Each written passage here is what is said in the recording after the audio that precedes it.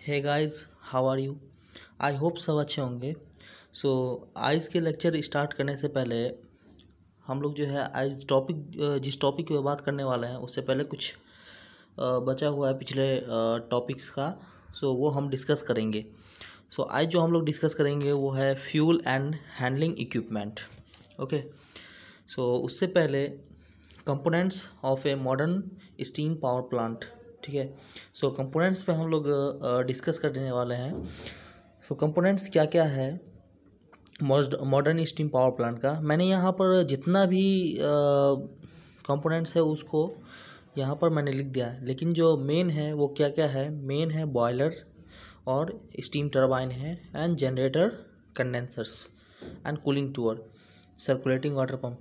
ये 4 कंपोनेंट जो है वो मेन है, जो कि हमको किसी भी हालत में रहना चाहिए किसी भी पावर प्लांट को रन करने के लिए। ओके ना।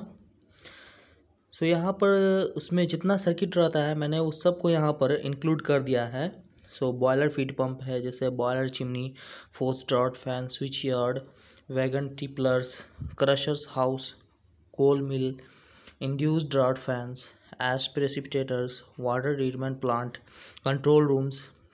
ये सब जो है कंपोनेंट्स जो यूज़ होता है पावर प्लांट में। ठीक है, स्टीम पावर प्लांट में यूज़ होता है, जिसमें मेन क्या है, मेन 5 और 6 कंपोनेंट जो है मेन है। ठीक है, बॉयलर है मेन, स्टीम टरबाइन है, generator, condenser, cooling tower and circulating water pump. ये 5 और 6 कंपोनेंट जो है ये मेन है। ओके, बॉयलर में super heater, economiser and reheater, air heater, ये सब जो है कंपोनेंट लगा देते हैं बॉयलर में। क्यों? स्टीम जनरेट करने के लिए। बिकॉज स्टीम जनरेट करने के लिए स्टीम जो है हमको सुपर हीटेड स्टीम चाहिए इसके लिए। ओके, चलिए आज के लेक्चर में हम लोग स्टार्ट करेंगे फ्यूल हैंडलिंग, या फिर उसी को हम क्या बोलेंगे, fuel and handling equipment, both are same. Okay, the various stages are involved in the fuel handling systems from coal delivery to furnace in the steam plant. Those are coal delivery, unloading, preparation, transfer, storage in plant handling, weighing, feeding the coal into furnace। चलिए हम लोग बारी बारी से 1 by 1 देखते हैं। Okay,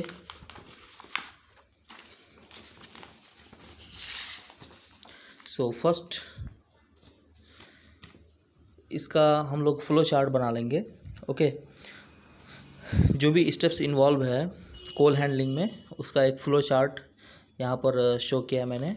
कोल delivery first, उसके बाद क्या करना है, नेक्स्ट अनलोडिंग, नेक्स्ट प्रिपरेशन। जब प्रिपरेशंस हो जाएगा, प्रिपरेशंस कंप्लीट होने के बाद ट्रांसफ़र। ओके, उसके बाद क्या है, आउटडोर स्टोरेज। नेक्स्ट स्टेप होगा हमारा covered storage and next step in plant handling, next step weighing and measuring and last one is furnace.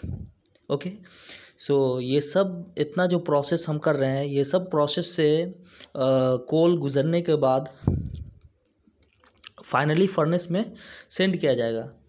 Okay, burning के लिए, राइट। चलिए देखते हैं कोल डिलीवरी। कोल डिलीवरी है क्या कि the coal from supply point is delivered, यानी कि कोल जो हम डिलीवर करते हैं कोल माइन से हम कोल ले करके और पावर स्टेशन तक जो डिलीवर करते हैं उसके बारे में यहाँ पर हमको कुछ लिखना, that is the coal delivery. Okay, the coal from supply point is delivered by ships और boat to power station situated near to sea or river, whereas coal is supplied by rails truck to the power station। यानी कि यहाँ पर क्या हमको बोलना है ना कि कोल जो हम लोग डिलीवर करते हैं कोल माइन से पावर स्टेशन तक, अगर पावर स्टेशन समुद्र के नज़दीक है या फिर किसी रिवर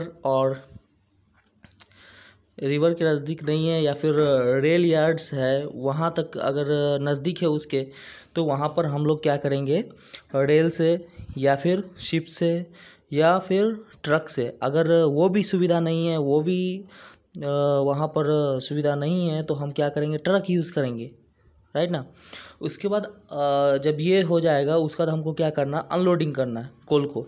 ओके, अनलोडिंग के लिए the type of equipment to be use for unloading the coal received at the power stations depend on how coal is received at the power station. Okay कैसे जो है पावर स्टेशन में receive करेंगे हम कोल को, इस पे डिपेंड करेगा कौन सा इक्विपमेंट हमको चाहिए अनलोडिंग के लिए. So if coal is delivered by trucks there is no need of unloading device. क्योंकि आजकल हम लोग देखते हैं हाइड्रोलिक लिफ्टिंग लगा रहता है ट्रक में. ओके जैसे ट्रैक्टर में लगा रहता है हाइड्रोलिक लिफ्टिंग. ओके सो उसी तरह से ट्रक में भी हाइड्रोलिक लिफ्टिंग सिस्टम है. ओके सो वहाँ पर कोई दूसरा इक्विपमेंट का ज़रूरत नहीं रहता अगर ट्रक से हम लोग डिलीवर कर रहे हैं तब. Okay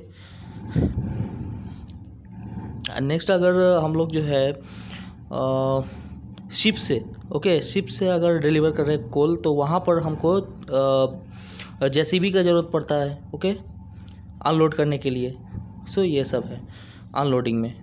okay and next preparations में आ जाएंगे तो when the coal delivered is in the form of big lumps and it is not of proper size.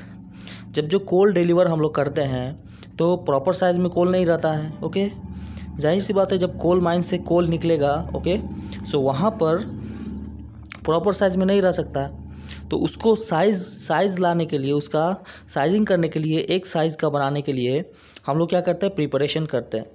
That means crushers, breakers, sizers, dryers and magnetic separators से process से गुजारते हैं. Okay so हमारा कोल जो है एक साइज़ का हो जाता है, जिससे क्या होता है कि कोल की बर्निंग कैपेसिटी इम्प्रूव होती है. ओके एक साइज़ का कोल अगर फर्नेस में हम लोग पोर्ट करेंगे तो बर्निंग कैपेसिटी इंक्रीज़ होगा.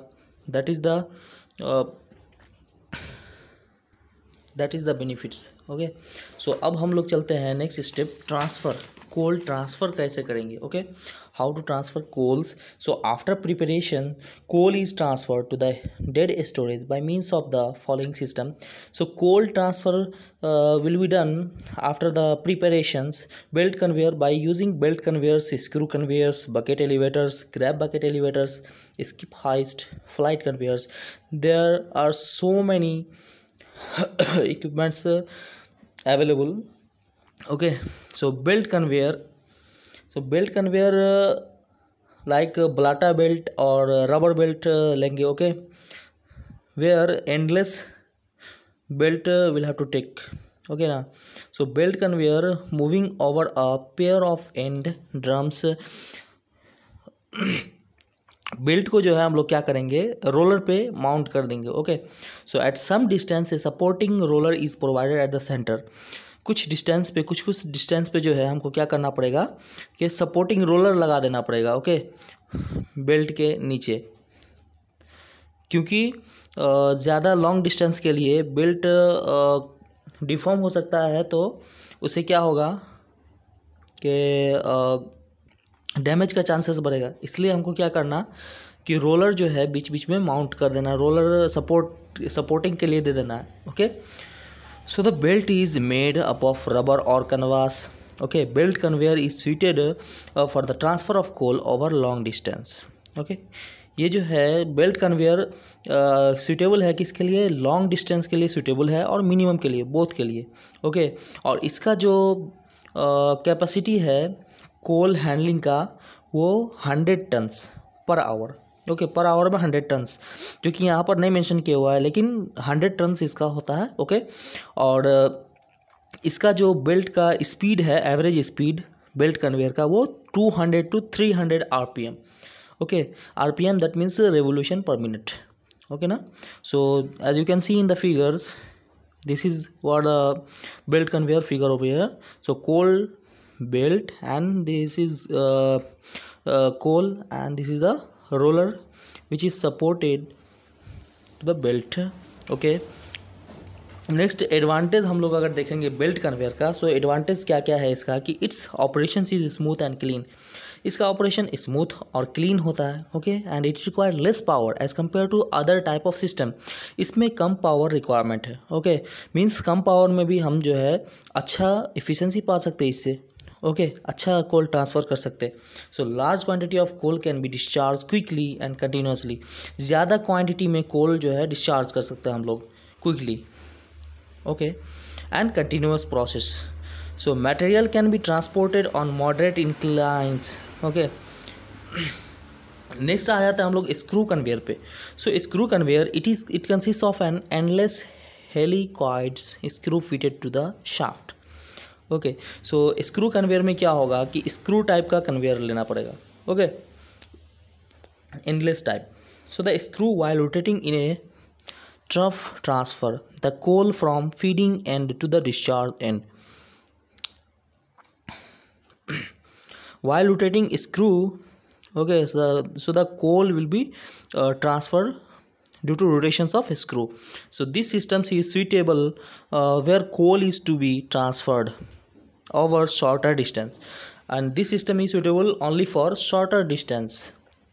Okay, shorter distance के लिए जो है स्क्रू कन्वेयर सुइटेबल है. अगर हमको लॉन्ग डिस्टेंस के लिए चाहिए, ठीक है, अनलोडिंग के लिए, तो वो क्या है, बेल्ट कन्वेयर्स. ओके. ट्रांसफ़र के लिए तो बेल्ट कन्वेयर्स, और स्क्रू कन्वेयर शॉर्टर के लिए, शॉर्टर डिस्टेंस. ओके ना. और इसका जो स्पीड है, रोटेशन स्पीड, वो वेरी करता है 75 to 125 RPM तक.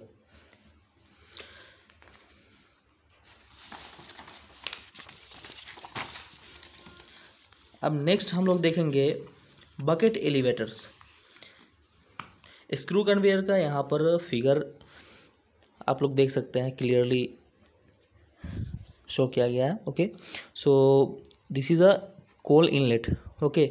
यहाँ से हम लोग जो है कोल पोर्ट करेंगे और डिस्चार्ज यहाँ से होगा. ओके. बॉटम से डिस्चार्ज, टॉप से हम कोल इंटर करेंगे, बॉटम से डिस्चार्ज होगा. सो स्क्रू टाइप यहाँ पर स्क्रू जो रोटेट करेगा, सो इससे क्या होगा कि कोल यहाँ से यहाँ ट्रांसफ़र होगा. ओके ना. नेक्स्ट आ जाते हैं हम लोग bucket conveyor.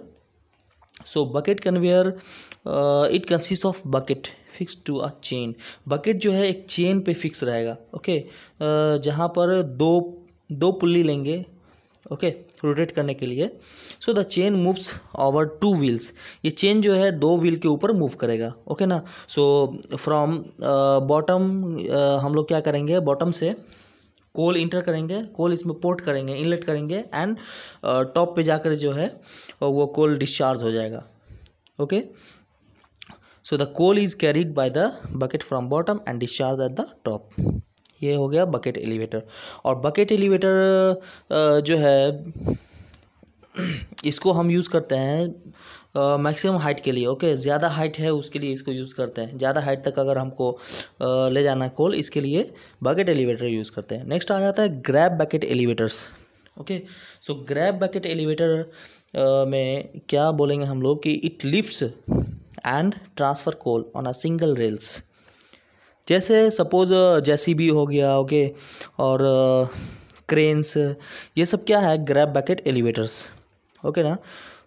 So track from one point to the other end the coal lifted by grab bucket is transfer to overhead bunkers. Okay. and can be used, and it require less power for operation and require minimum maintenance. इसका maintenance जो है minimum है. Okay. सो ये भी अच्छा है हमको use करने के लिए, ट्रांसफ़र करने के लिए कोल को.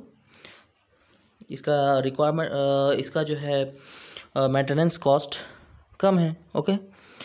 एंड नेक्स्ट आ जाते हैं स्किप हाइस्ट. स्किप हाइस्ट क्या है कि it consist of a vertical or inclined hoist way a bucket or a car guided by a frame and a cable of hoisting the bucket. The bucket is held in upright position. Bucket यहाँ पर upright position में held किया गया है. Okay. It is simple and compact method of elevating coal और ash. ये skip heist जो है इसका खासियत क्या है, ये कोल और ऐश बोथ के लिए, लेकिन ये सिर्फ कोल, ये जो ग्रैब बकेट है ये कोल को जो है ट्रांसफ़र के लिए. ओके. और ऐश को भी कर सकते हैं, लेकिन कोल के लिए बेसिकली है. ये जो है स्किप हाइस्ट, ये दोनों के लिए यूज़ करते हैं एक साथ. So flight conveyor. Next flight conveyor में क्या है कि it consist of 1 or 2 strands of chain to which steel scraper or flights are attached. Okay. Flight conveyor में क्या है कि स्टील स्क्रैपर और फ्लाइट जो है उसे अटैच रहता है. ओके ना. सो जिसकी वजह से कोल ट्रांसफ़र होता है. Which scrap the coal through a trough, जो कोल को स्क्रैप करता है ट्रफ से होकर के, ओके, हैविंग आइडेंटिकल शेप, जिसका आइडेंटिकल शेप है। This coal is discharge into the bottom of trough, और इसमें जो कोल डिलीवर होता है बॉटम पे होता है। यहाँ भी सेम स्क्रू कन्वेयर के जैसे, ओके, यहाँ भी बॉटम पे जो है कोल डिस्चार्ज होगा, ओके ना, जैसे हम लोग देखे थे इसमें स्क्रू कन्वेयर में, okay. So it is low in first cost but has large energy consumption, there is considerable wears, okay. इसका अगर हम लोग एडवांटेज की बात करें तो क्या है कि they can be used to transfer coal as well as ash, coal और ऐश, ठीक है, दोनों के लिए यूज़ किया जाता है ट्रांसफ़र करने के लिए। स्किप हॉइस्ट और ये जो बेल्ट और फ्लाइट कन्वेयर्स, ये सब जो है ना, ऐश और कोल बोथ दोनों को ट्रांसफ़र करने के लिए यूज़ किया जाता है। The speed of conveyors can be regulated easily, और इसका स्पीड को हम ईजिली रेगुलेट कर सकते हैं। They have a rugged construction, और इसका कंस्ट्रक्शन रग्ड कंस्ट्रक्शन होता है, okay. So they need little operational care, इसमें बहुत कम केयर करना पड़ता है, ठीक है, ऑपरेशन के दौरान, राइट ना। सो डिसएडवांटेज इसका क्या है कि फ्लाइट कन्वेयर में there is more wear due to dragging action, इसमें ज़्यादा वियर होता है ड्रैगिंग एक्शन के कारण, okay. Power consumption is more, यहाँ पर पावर कंजम्पशन जो है इसका ज़्यादा होता है, मेंटेनेंस कॉस्ट हाई होता है, ये सब इसका डिसएडवांटेज हो गया, ओके। सो आज के लिए इतना ही। So thanks for watching my video.